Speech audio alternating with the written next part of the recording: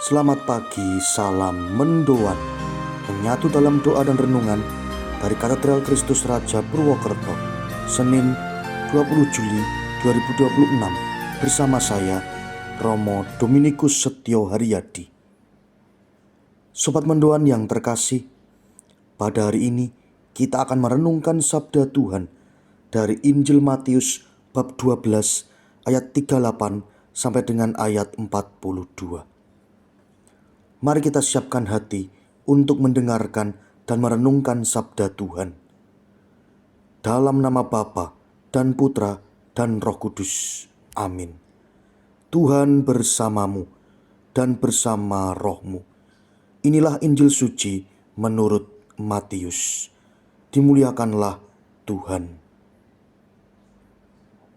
Sekali peristiwa, beberapa ahli Taurat dan orang Farisi berkata kepada Yesus, "Guru, kami ingin melihat suatu tanda daripadamu."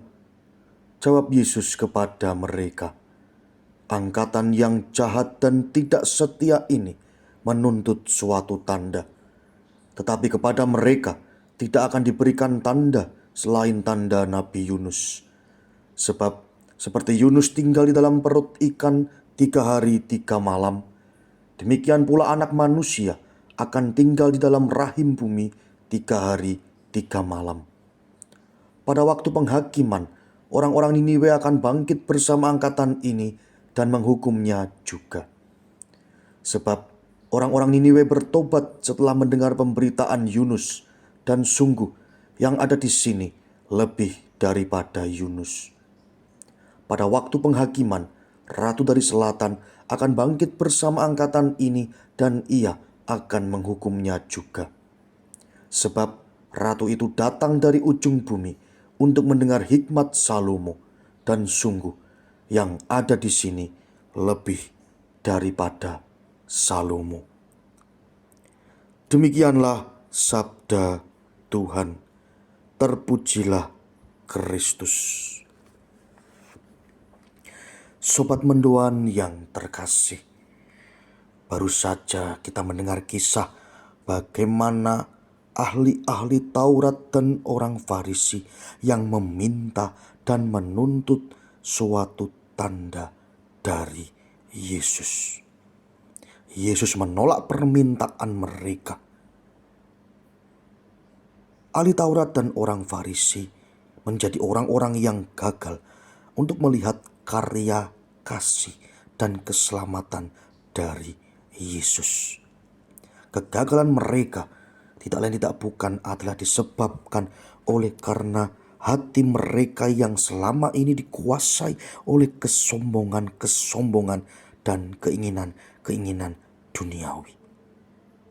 Sobat mendoan yang terkasih, dalam hidup kita sehari-hari seringkali kita sama seperti orang-orang Farisi dan ahli-ahli Taurat, menuntut suatu tanda-tanda yang istimewa, yang spektakuler untuk membuktikan Tuhan yang ada beserta kita.